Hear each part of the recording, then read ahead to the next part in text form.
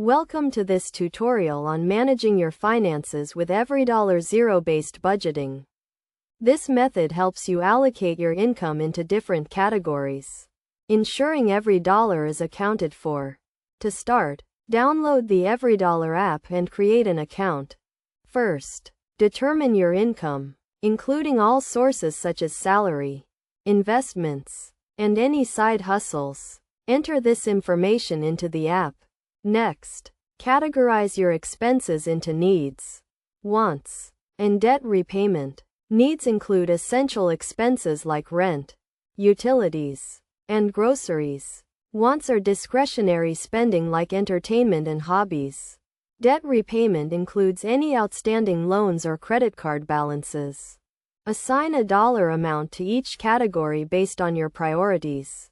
The key to zero-based budgeting is that every dollar is allocated, leaving no remaining balance. For example, if you earn $4,000 per month, you would allocate the entire amount across your categories.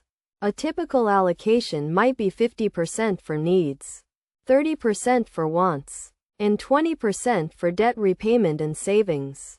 However, this can vary based on your individual circumstances. The goal is to ensure you are not overspending in any one category.